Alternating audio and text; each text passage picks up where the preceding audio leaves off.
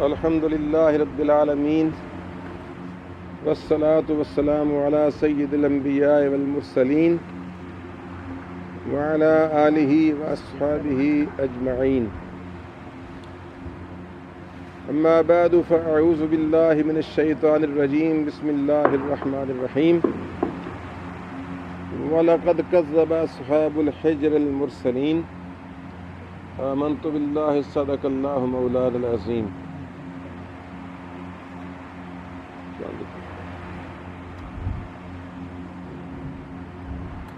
یہ 14ویں پارے کی ایک چھوٹی سی آیت ہے، تبرکاً پڑھی ہے اور اشارتاً بھی۔ اللہ تعالیٰ نے ارشاد فرمایا وَلَقَدْ كَذَّبَ أَصْحَابُ الْحِجْرِ الْمُرْسَلِينَ، اور بے شک جھٹلایا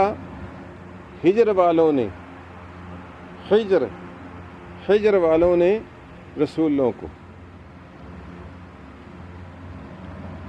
یہ میں نے آیت اس مناسبت سے پڑھی کہ رسول اللہ صلی اللہ علیہ وسلم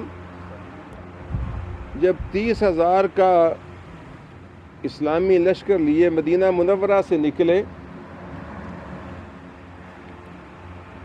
اور منافقین ہیلے بہانے بنا کر زیادہ تر پیچھے رہ گئے، کچھ ریشہ دوانیوں کے لیے ساتھ بھی رہے، اور مخلصین، محبین، معتقدین، متوسلین، مخلصین، مومنین، مسلمین کی تعداد بھی بحمدللہ تعالیٰ کم و بیش 30,000 تھی، اور یہ ملک عرب کے چپے چپے سے آ کر جمع ہوئے تھے۔ باوجود اسرت کے، تنگ دستی کے، رسد کی کمی کے اور سامان جہاد کی کمی کے، اسلحہ جات کی کمی کے باوجود یہ اللہ کے اور اس کے رسول کے بھروسے پر نکلے تھے۔ رسول اللہ صلی اللہ علیہ وسلم نے ان کو مدینہ منورہ سے باہر ثنیۃ الوداع پر جمع ہونے کا حکم دیا۔ ثنیۃ الوداع ایک پہاڑ کی چوٹی ہے، گھاٹی ہے، جہاں سے لوگ مدینے آنے والوں کو خوش آمدید کہتے تھے اور جانے والوں کو خدا حافظ کہتے تھے۔ تو اس مقام پر سرکار نے سارے لشکر کو جمع ہونے کا حکم دیا تاکہ اس کو روانگی کے لیے فائنل اور آخری شکل دی جا سکے۔ اس وقت بھی اگرچہ عبداللہ ابن ابی رئیس المنافقین تھا، وہ بھی اپنے جمعیت کو لے کر ساتھ بظاہر نکلا، لیکن جس طرح بدر و احد میں اس نے بے وفائی کی تھی، بدعہدی کی تھی، تو یہاں ثنیۃ الوداع پر جب لشکر جمع ہوا تو بھی اس نے اپنا خیمہ کوہ ذباب کی ایک سائیڈ پر اپنے حواریوں سمیت لگایا، گویا اپنا ایک علیحدہ تشخص جو تھا وہ برقرار رکھنا چاہتا تھا۔ خیر، تو رسول اللہ صلی اللہ علیہ وسلم جب مشکل لشکر کا جائزہ لے کر اور آپ نے مختلف گروہوں کو مختلف جھنڈے تقسیم فرمائے، مہاجرین کا جھنڈا ابو بکر صدیق کو دیا، اسی طرح انصار کا جھنڈا حباب بن منذر کو دیا۔ آپ صلی اللہ علیہ وسلم کی عادت تھی کہ مختلف قبائل کو اعزازی طور پر علم عطا فرماتے تھے تاکہ اس علم کے سائے تلے وہ لشکری جو ہیں وہ اس قبیلے کے وہ کوچ کر سکیں، آگے بڑھ سکیں۔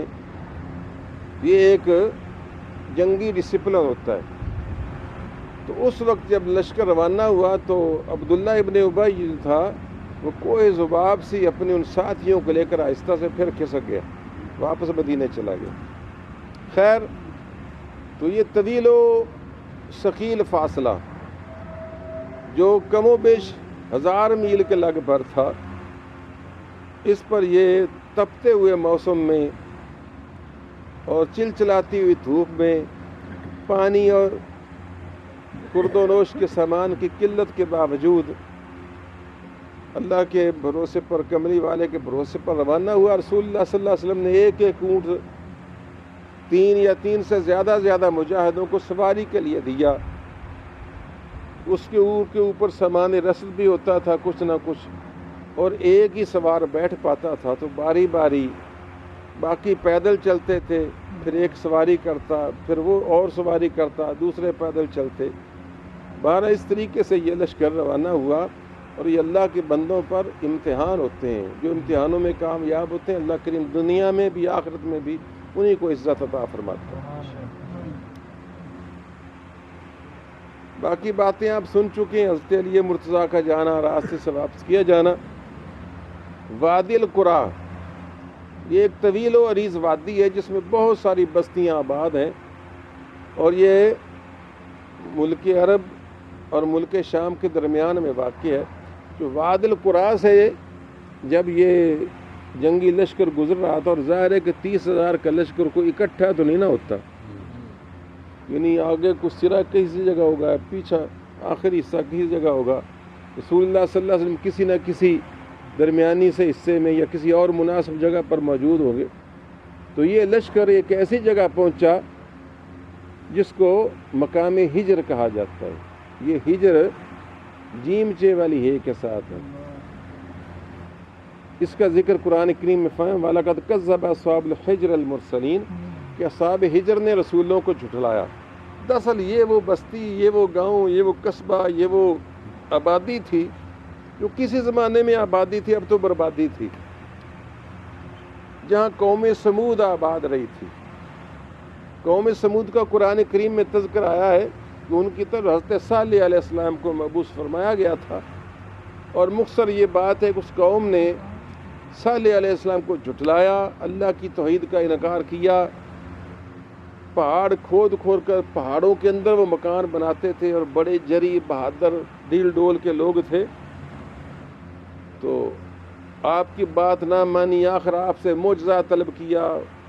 اور ایک معجزہ عجیب و غریب تھا کہ یہ پہاڑ پھٹے اور اس کے درمیان سے ایک اونٹنی نکلے، اور وہ اونٹنی بھی 11 ماہ کی حاملہ ہو۔ نہیں سمجھے؟ ظاہر 11 ماہ کی حاملہ وہی اٹھ سکتی ہے جس کے ساتھ کوئی نار ملا ہو، اور 11 مہینے پہلے اس پہاڑ کے اندر ملا ہو۔ تو یہ کیسے ہو سکتا تھا؟ اپنی طرف سے محال در محال تھا۔ تو ایک اونٹنی اس پہاڑ سے نکلے، وہ 11 ماہ کی حاملہ ہو، پھر ہمارے سامنے وہ بچہ دے، تو پھر ہم آپ کو مانیں گے۔ اللہ تعالیٰ کے نبی صالح علیہ السلام نے اللہ کے حکم کے ساتھ دعا فرمائی، تو اللہ تبارک و تعالیٰ نے معجزہ کے طور پر اس پہاڑ کو شق فرمایا، اس سے اونٹنی نکلی اور وہ حاملہ تھی اور اس نے بچہ دیا۔ پھر بھی بد نصیب جو تھے وہ ایمان سے انکاری رہے، اس کو بہت بڑا جادو قرار دیا، سوائے کچھ چند ایک نصیب والے کو مسلمان ہوئے۔ حضرت نے پھر حکم دیا تھا کہ اس اونٹنی کو اب نہ چھیڑنا، یہ ہے ناقۃ اللہ، یہ اللہ کی اونٹنی ہے۔ تو اللہ کی اونٹنی کا معنی یہ نہیں ہوتا کہ اللہ اس پر سوار ہوتا ہے، جس طرح بیت اللہ کا معنی اللہ کا گھر، اس کا معنی نہیں کہ اس میں اللہ رہتا ہے، نہیں سمجھے ہو، بلکہ مراد یہ ہوتا ہے کہ اللہ تعالیٰ نے اس گھر کو اپنی ذات کے ساتھ شرف بخشا ہے۔ اس طرح یہ ناقۃ اللہ، اللہ کی اونٹنی، اللہ نے اس اونٹنی کو اپنی ذات کے ساتھ عزت بخشی ہے نسبت دے کر۔ اس طرح رسول اللہ بھی جو ہیں وہ ید اللہ، حضور کے ہاتھ کو اللہ نے ید اللہ کہا کہ یہ اللہ کا ہاتھ ہے، تو اس سے مراد یہ نہیں کہ اللہ کے ہاتھ اس طرح انگلیوں والے، بلکہ مراد یہ کہ اس ہاتھ کو اللہ تعالیٰ سے خصوصی شرف اور عزت حاصل ہے۔ تو فرمایا کہ اس اونٹنی کو اللہ کی سرزمین پر چرنے دینا، اور وہاں ایک تالاب تھا، چشمہ تھا کہ اس کا پانی ایک دن یہ پیا کرے گی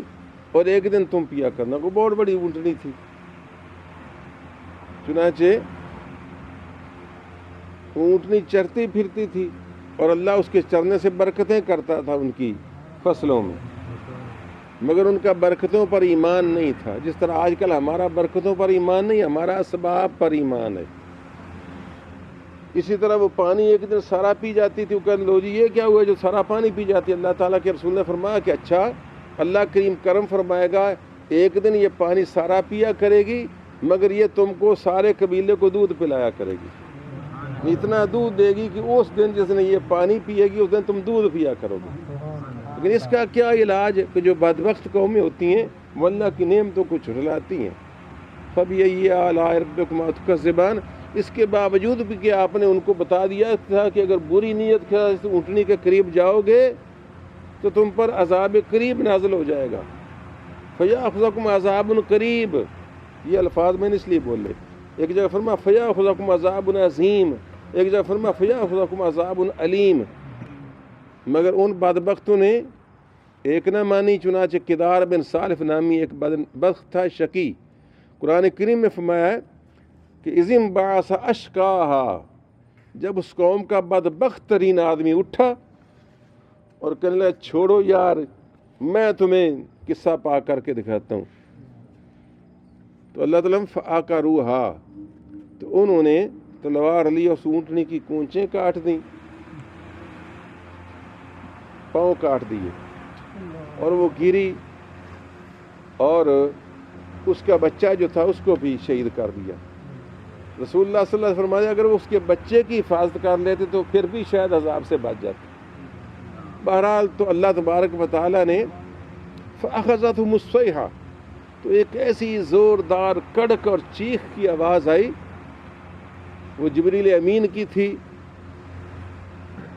کہ اس کی کڑک اور دہشت سے ان کے کلیجے پھٹ گئے، حالانکہ بڑے بڑے کداور تھے اور اس طرح گرے پڑے تھے جس طرح لمبی لمبی کھجوروں کے ڈھونڈوں زمین پر گرے پڑے، تو وہ پوری کی پوری قوم کو تباہ و برباد کر دیا گیا۔ فَتِلْكَ مَسَاكِنُهُمْ لَمْ تُسْكَن مِّن بَعْدِهِمْ إِلَّا قَلِيلًا، اللہ فرماتا ہے یہ ہیں ان کی بستیاں، یہ ہیں ان کے مکان، لَمْ تُسْكَن مِّن بَعْدِهِمْ قَلِيلًا، کہ پھر ان کے بعد یہاں کوئی نہ بسنے پایا۔ تو اسی طرح وہ کھنڈرات اور وہ مکانات اس کے دھیڑ کھڑے تھے۔ رسول اللہ صلی اللہ علیہ وسلم جب اس لشکر کو لے کر بلاد سمود سے گزرے، جس کو ہجر کہا جاتا ہے، تو آپ نے صحابہ کرام کو تاکید کر دی، کیونکہ جو آگے حصہ تھا انہوں نے جلدی کیونکہ پانی کی بڑی شارٹیج قلت تھی، تو اس بلاد سمود میں کوئی پرانے کنویں بڑے گہرے تھے، تو انہوں نے جلدی کیا کہ کوشش کر کے پانی نکال لیں۔ ظاہر جانوروں کو پانی کی ضرورت، اونٹوں کو پانی کی ضرورت، گھوڑوں کو پانی کی ضرورت، انسانوں کو پانی کی ضرورت، آٹا گوندنے کے لیے پانی کی ضرورت ہے جی، وضو کے لیے پانی کی ضرورت، نہانے والوں کو نہانے کے لیے پانی کی ضرورت، 30,000 کے لشکر کو بڑی ضرورت تھی، تو جلدی لوگوں نے پانی شانی بھر لیے۔ مگر رسول اللہ صلی اللہ علیہ وسلم کو جب یہ اطلاع ملی تو آپ نے فوراً اعلان کروا دیا کہ یہ ہے معذبین کا علاقہ، یہاں وہ لوگ بستے رہے جن پر اللہ کا عذاب نازل ہوا، اور ہم تو وہ لوگ ہیں جو دعا کرتے ہیں کہ غیر المغضوب علیہم ولا الضالین، اللہ ان کے راستے پر نہ چلانا جن پر تیرا غضب ہوا۔ اس وجہ سے فرمایا کہ جن لوگوں نے یہ پانی بھر لیا ہے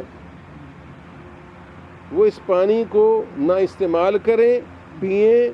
نہ وضو کریں، نہ اس سے غسل کریں، اور اگر آٹے گوندتے ہیں تو وہ آٹے بھی جانوروں کو کھلا دیں۔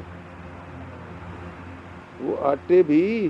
سمجھنے کی بات ہے، یہاں بڑے گہرے نکتے ہیں، وہ آٹے بھی اونٹوں کو کھلا دیں، حالانکہ رزق کی بڑی کمی تھی۔ فرمایا اس لیے کہ یہ اس دھرتی کا پانی ہے جہاں سے آج سے سینکڑوں سال پہلے اللہ کا عذاب نازل ہوا تھا، اس عذاب کے اثرات آج تک بھی سرزمین اور دھرتی اور زمین اور خاک میں موجود ہیں، لہٰذا اس کا پانی استعمال نہیں کرنا۔ یہ میں اس لیے بتاتا ہوں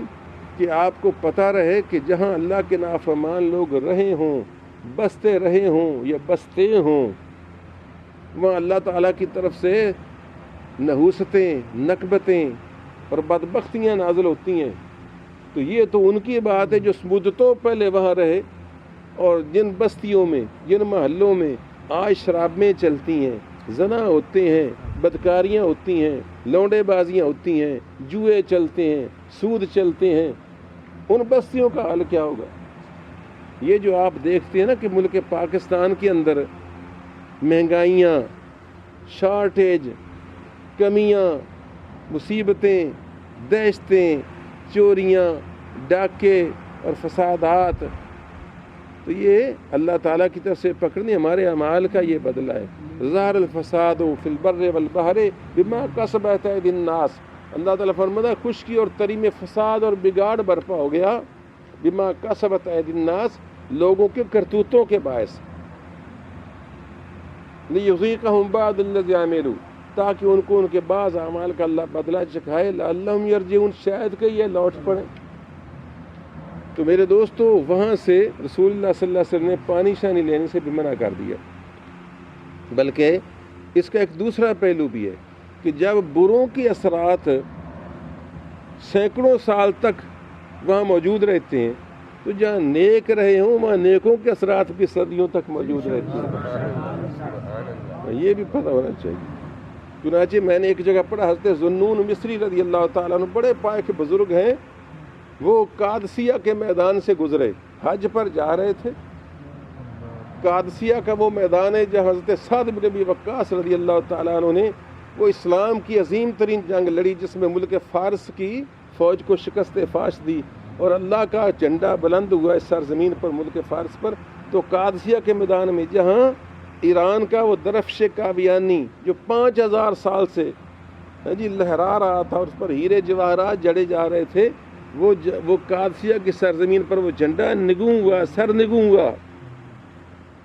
تو حضرت ذوالنون مصری قافلے میں جا رہے تھے، آپ کو یا تو پتہ ہوگا یا نظر آیا، اچانک آپ اونٹ سے نیچے کودے اور زمین پر آپ نے لوٹ پوٹ ہونا شروع کر دیا، سمجھے، زمین پر لوٹ پوٹ ہونا شروع کر دیا۔ لوگ دوڑے کہ حضرت کو پتہ نہیں، لو لگ گئی، غش آ گیا، پیاس کی شدت ہے، بے ہوش ہو گئے، مرگی کا دورہ پڑا، کیا ہو گیا؟ لوگ پاؤں دبانے لگے، سہلانے لگے، سنبھالنے لگے۔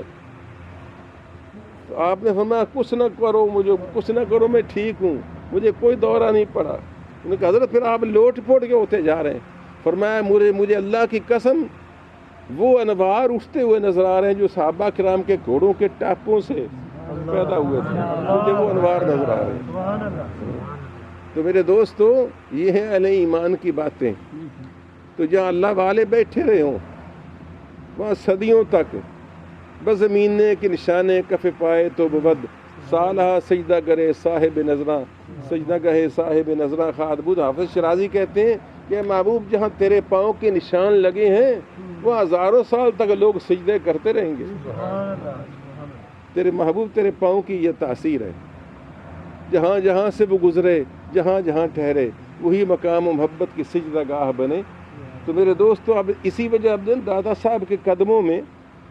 وہ چار دیواری سی بنی ہوئی جو حضرت خواجہ معین الدین چشتی اجمیری رحمۃ اللہ تعالیٰ نے چلا کیا تھا، 900 سال 1000 سال ہو گیا،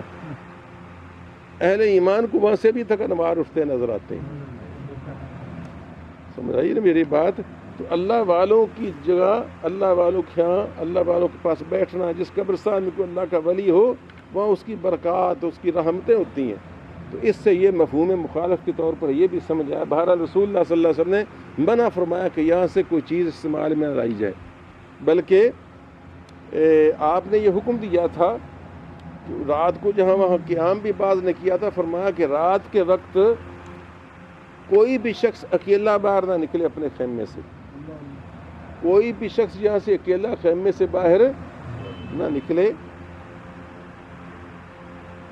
جب بھی نکلے تو 2 یا 3 نکلے۔ آپ صلی اللہ علیہ وسلم کی ہر ارشاد میں برکت تھی، ہر ارشاد میں اسرار تھے۔ چنانچہ لوگ رات کو کہیں نہ نکلے، البتہ 2 بندے اپنے خیمے سے باہر نکلے، بنو ساعدہ کے تھے، وہ قبیلہ تھا، بنو ساعدہ کے قبیلے کے 2 بندے نکلے۔ ایک تو قضائے حاجت کے لیے نکلا، ضرورت پیش آ گئی، جلدی سے نکلا تو ساتھ کسی کو نہ لے سکا، اور دوسرا اپنے اونٹ کی تلاش میں نکلا، مگر رسول اللہ کا فرمان پر حق تھا۔ وہ جو ایک تھا جو قضاء حاجت کے لیے نکلا، اس کا کسی نے غیبی طاقت نے گلا دبا دیا، گلا دبا دیا تو وہ مخبوط الحواس ہو گیا، یعنی پاگل ہو گیا۔ اور دوسرا نکلا تو کوئی ایسا بگولا، جسے تم اپنی زبان میں واو رولا کہتے ہو، کوئی ایسا بگولا اچانک پیدا ہوا جس نے اس کو اٹھایا اور وہاں سے سینکڑوں میل دور بنو طے کے 2 پہاڑوں کے درمیان جا کر پھینکا۔ صبح یہ بات چلی تو رسول اللہ صلی اللہ علیہ وسلم سامنے اس شخص کو لایا گیا جو مخبوط الحواس ہو گیا تھا۔ آپ نے فرمایا کیا میں نے روکا نہ تھا کہ رات کو کوئی شخص یہاں سے باہر نہ نکلے؟ خیر، آپ نے دعا فرمائی، پھونک مارا، اللہ نے اس کو تندرستی دی۔ اور وہ جو دوسرا جو بنو طے میں جا گرا تھا، تو چونکہ آپ صلی اللہ علیہ وسلم کا حکم تھا، مختلف قبائل میں پیغام پہنچے ہوئے تھے کہ تبوک پر پہنچنا ہے، اس وجہ سے کچھ جا رہے تھے، کچھ آ رہے تھے، کچھ چلے ہوئے تھے۔ تو بنو طے کے علاقے کچھ مسلمان اس شخص کو اس کا نام پتہ حالات پوچھ کر اس کو ساتھ لے کر آئے اور تبوک میں حضور کی خدمت میں پہنچایا۔ اب وہ کیا تھا اور کیوں تھا، اس کی توجیہ میں بطور ایک دین کے طالب علم ان کے کر سکتا ہوں۔ دراصل بات یہ کہ جہاں معذبین رہے ہوں، جہاں اللہ کے نافرمان بندے رہیں وہاں شیاطین کے ڈیرے ہوتے ہیں، سمجھو نا، وہاں شیاطین کے ڈیرے، جہاں اللہ والے ہوں وہاں فرشتے ہوتے ہیں، اور جہاں برے لوگ رہیں وہاں شیاطین کے ڈیرے ہوتے ہیں، اور شیاطین فطرتاً سرکش خبیث ہوتے ہیں۔ اس وجہ سے تو ان دو بندوں کو یقیناً کسی ایسی ہوائی چیز نے، جنات میں سے کسی چیز نے ان کو دبوچا ہوگا، کیونکہ وہ کافر جن بھی ہوتے ہیں نا، اور شیاطین ویسے بھی طبعاً بھی یہ سرکش ہوتے ہیں۔ تو رسول اللہ صلی اللہ علیہ وسلم نے حکم کیا دیا، فرمایا جب تم اصحاب ہجر کی بستی سے گزرو، قوم سمود کے ان کھنڈرات سے گزرو، تو آپ نے حکم دیا تھا کہ روتے ہوئے گزرنا ہے اور اللہ تعالیٰ سے اس کے عذاب کی پناہ مانگتے ہوئے گزرنا ہے۔ حتیٰ کہ رسول اللہ صلی اللہ علیہ وسلم نے خود روایات میں آتا کہ آپ نے اپنا چہرہ مبارک کپڑے سے ڈھانپ رکھا تھا، سواری پر تھے، کپڑے سے چہرہ ڈھانپ رکھا تھا، اور آپ زار قطار روتے ہوئے اور اللہ تعالیٰ سے استغفار کرتے ہوئے گزر رہے تھے، بلکہ آپ نے اپنے اونٹ کو ایڑ لگائی تاکہ وہ جلدی یہاں سے گزر جائے۔ چنانچہ یہ بھی حکم ہے کہ اگر برے لوگوں کے علاقے میں سے گزرو اور مجبوری ہو کہ اس کے علاوہ کوئی راستہ نہیں، تو کوشش کرو کہ تیزی سے نکل جاؤ۔ چنانچہ اگر آپ کو اللہ نے حج نصیب کیا ہو یا آپ کبھی گئے ہوں ملک عرب میں عمرے کے بہانے، تو آپ کو میدان عرفات اور منا کے درمیان میں ایک وادی محسر ملے گی۔ وہ وادی محسر وہ وادی جہاں اصحاب فیل پر کنکر اور پتھر برسائے گئے تھے، جس کا سورہ فیل میں ذکر ہے، ترمیہم بحجارۃ من سجیل فجعلہم کعصف مأکول۔ تو ہمارا ایک مرتبہ، پہلی مرتبہ جب میں گیا نا 1972 میں، حج ابھی نہیں تھا، تو ماہ رمضان سے پہلے ہم طائف کی طرف گئے۔ ہمارا ایک ڈرائیور تھا، دوست ہی تھا، عاصم عبدالسبحان کوفیہ۔ تو اچانک اس نے وہاں پہنچے نا، تو اس نے اچانک ہی گاڑی کی رفتار بڑی تیز کر، اتنی تیز کر دی کہ ہمیں حیرت سی ہوئی کہ کیا ہو گیا اچانک۔ قبلہ فقی اعظم رحمۃ اللہ تعالی علیہ بھی ساتھ تھے، تو ہم سارے گھبرا گئے، کیا یار کیا گیا تم نے تیز اتنی گاڑی کر دی؟ تو حضرت صاحب نے فرمایا یہ وادی محسر سے گزر رہا ہے، کہ وہاں حکم ہے حاجیوں کو کہ جب اس وادی سے گزریں تو تیز رفتاری سے گزر جائیں، تاکہ جہاں اللہ تعالیٰ کا عذاب نازل ہوا ہے اس زمین پر زیادہ ہمیں ٹھہرنے کا موقع نہ ملے۔ تو یہ بات آپ کو اس طرح گوش گزار کرنا چاہتا ہوں اور ذہن نشین کرنا چاہتا ہوں کہ میرے بھائیوں، تم میں سے بعض لوگ جوئے کے اڈوں پر جا کر بیٹھ جاتے ہیں، تاش پتوں والوں کے پاس بیٹھ جاتے ہیں، اور ہوٹلوں پر بیٹھ جاتے ہیں جہاں خواتین آتی ہوں اور نامحرموں کے منظر پیش نظر ہوتے ہوں، یا اور کہ غلیظ قسم کے پروگرام وہاں ہو رہے ہوں، یا غلط قسم کے کوئی ٹی وی پر پروگرام، کوئی ایسے چینل لگے ہوئے ہیں جو عریانی ہو، فحاشی ہو، اور آپ سمجھتے کوئی بات نہیں، میں بازار میں بیٹھا ہوں چرجی بہلا رہا ہوں، تو خدا را تو مسلمان ہو، رسول اللہ کی امتی ہو، رسول اللہ کے ارشادات کو مد نظر رکھا کرو اور کوشش کیا کرو کہ اللہ تعالیٰ کے نیک بندوں کی محفل میں بیٹھو۔ سب سے اچھی جگہ مسجدیں ہیں اور سب سے برے جگہ بازار ہیں۔ تو خیر، جب یہاں سے حضور صلی اللہ علیہ وسلم اس طرح استغفار کرتے ہوئے گزر گئے تو یہ تھے بلاد سمود۔ اس کے آگے بھی سفر اب ظاہر ہے پانی کی بڑی دقت تھی، اتنی پانی کی دقت ہو گئی تھی، اور یہ کہ امتحان بھی تھا، دیکھو نا کہ پانی ہے، چاہے قوم سمود کے کنویں سے لیا گیا پانی ہے، لیکن رسول اللہ فرماتے نہ پیو، اوے حاجیو روزے دارو پانی ہے، اللہ کہتا نہ پیو۔ یہی تو امتحان ہے، ارے یہی تو امتحان ہے، اسی امتحان کو پاس کرنے تو مسلمان کہلاتا ہے۔ لیکن ہم یہاں حج میں، یہاں روزے میں تو ہم کچھ نہ کچھ کر لیتے ہیں، لیکن بس اوقات ادھر ادھر باتوں میں ہم نہیں سوچتے کہ داڑھی رکھو، یہ رسول اللہ کا فرمان ہے، بیوی کہتی نہ رکھو، بھائی کہتا نہ رکھو، امی کہتی نہ رکھو، میری شادی نہیں ہوگی، فلاں نہیں ہوگا، رسول اللہ کہتے رکھو۔ اسی طرح پانی ہے، اچھا حلال حرام، رسول اللہ کہتے حرام نہ کماؤ، پیٹ کہتا کماؤ، بیوی بچے کہتے کماؤ لاؤ۔ ہاں یہی امتحان ہے اور یہی امتحان ہے۔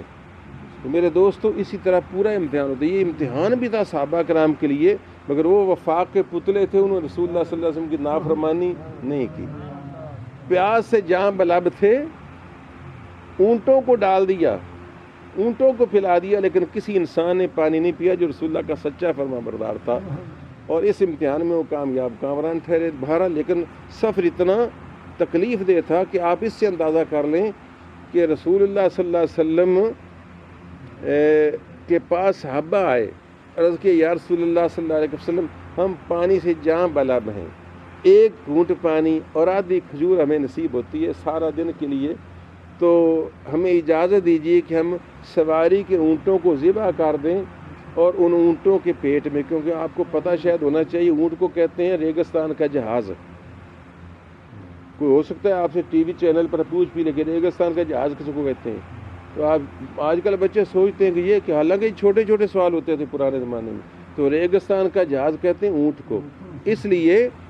کہ یہ ریگستان میں کئی دن کا پانی، کئی دن کا چارہ سٹاک کر لیتا ہے، بڑا صابر شاکر ہو کر کافی سارا بوجھ اٹھا کر چلتا رہتا ہے۔ اللہ تعالیٰ نے اس کو کچھ میدہ بھی اتنا بڑا دیا ہے کہ اس میں کچھ پانی سٹاک کر لیتا ہے۔ تو اتنی سواریوں کی قلت تھی کہ پہلے 3 4 4 5 ایک سواری پر باری باری سوار ہوتے تھے، اس کے باوجود بھی صحابہ نے کہ یا رسول اللہ ہم پیاس سے جاں بلا ہم مر جائیں گے، تو ہمیں اجازت دیجیے کہ ہم اونٹ ذبح کر کے ان کے میدے کا پانی نکال کر کوئی اپنا حلق تر کر لیں۔ اندازہ فرمائیں ادھر سواریوں کی قلت ہے اور ان کے میدے سے پانی لے کر کہ ہماری جان بچ جائے۔ رسول اللہ صلی اللہ علیہ وسلم نے اجازت دی۔ حضرت عمر فاروق رضی اللہ تعالیٰ عنہ نے عرض کیا یا رسول اللہ، حضور کی خدمت میں آئے، یا رسول اللہ سواریاں تو پہلے ہی کام میں، اب اس طریقے سے ہو جائے گا تو پھر تو اور ہمارے لیے مسائل پیدا ہو جائیں گے۔ ادھر سے ابو بکر صدیق آ گئے، عرض کہ یا رسول اللہ صلی اللہ علیہ وسلم آپ اگر مہربانی فرما دیں اور اللہ کو کہہ دیں، اللہ سے پانی مانگ لیں کہ بارش برسا دے، تو وہ آپ کی بات کو موڑے گا نہیں۔ سبحان اللہ، کیا ایمان ہے۔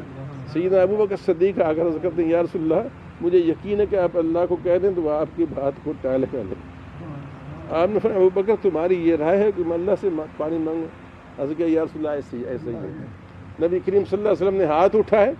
آپ اٹھا کر دیکھی غزوہ تبوک کی تفصیلات سیرت النبی کتابوں میں سے، ہاتھ اٹھا کر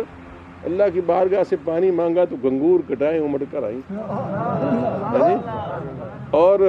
سب نے برتن بھر لیے، پانی بھر لیے، اونٹوں کو پلا لیا، مشکیزیں بھر لیے، سیراب ہو گئے ایک بار۔ اور راوی کہتا ہے، صحابی کہتا ہے کہ خدا کی قسم جہاں ہم تھے وہاں اتنا پانی برسا کہ ہم سیراب ہو گئے، لیکن جب اپنی چھاونی سے آگے نکلے تو ایک بوند قطرہ نہیں گرا تھا کسی جگہ۔ جو اپنی چھاونی جس ایریے میں ہم تھے نا، وہ لشکر تھا، اس میں تو پانی خوب برسا، لیکن آگے جا کر دیکھا تو ایک قطرہ بھی نہیں گرا تھا۔ ایسا تھا جس طرح صرف ہمارے اوپر برسایا گیا۔ صحابہ کرام نے جب رسول اللہ کی یہ شان اجابت دعا دیکھی تو جو منافق پتہ تو ہوتا تھا نا جن کے دل میں مرض ہے، تو بعض منافقوں کو بعض صحابہ نے کہا دیکھا میرے آقا کی شان، دیکھا کس طرح ان کے گورے گورے ہاتھ اٹھے تو کالی کالی کٹائیں سمٹ کر امڑ کر آئیں، کیونکہ ابو طالب نے ایک جگہ فرمایا وب یدا یستسقی الغمام بوجہہ، وہ گوری رنگت والا محبوب کہ جس کے چہرہ اقدس کے صدقے میں اللہ سے بارش مانگی جاتی ہے، سمال الیتام عصمت للارامل، جو یتیموں اور بیواؤں کا اور یہ نگہبان ہے اور آسرا ہے۔ تو رسول اللہ صلی اللہ علیہ وسلم نے دعا کی تو صحابہ نے بعض ان منافقوں کو ایک دو کو کہا کہ دیکھا ہمارے آقا کی شان۔ مقصد تو یہ تھا کہ ان کے دل میں ایمان لوٹ آئے، ان کا ایمان پختہ ہو جائے، یقین میں بدل جائے۔ مگر جو بد نصیب ہوتے ہیں، ایک منافق کہنے لگا نہیں آج فلانا ستارہ نکلا ہے تو اس کی وجہ سے بارش ہو، نجومی کہتے فلانا تارہ نکلے گا تو بارش ہو۔ آج کل بھی کئی نجوم میں منہ مارتے پھرتے ہیں کہ فلانا تارہ نکلا ہے تو اس وجہ سے بارش ہوئی۔ دوسرا کہنے لگا یار یہ کوئی بارش تھی، اتفاقاً 4 کڑیاں پہ گئیں تو انہیں نمبر بنا دے پھرتے۔ تو اس طرح کی باتیں بھی بکواس کی، یہ کتابوں میں لکھی ہوئی باتیں جو میں آپ کو سنا رہا ہوں، مگر الحمدللہ جو ایمان والے ہیں آج 1500 سال بعد بھی ان کا ایمان تازہ ہو رہا ہے۔ اللہ تعالیٰ ہمیں حضور کے ماننے والوں میں کرے، تو انشاءاللہ تبارک و تعالیٰ یہ سلسلہ بھی چلے گا۔ کوشش تو میری تھی کہ میں جلدی ختم کروں، اور اب اور زیادہ کوشش شروع کر دی ہے، کیونکہ آج ہے ماشاءاللہ، بس بند کر لیں، آج ہے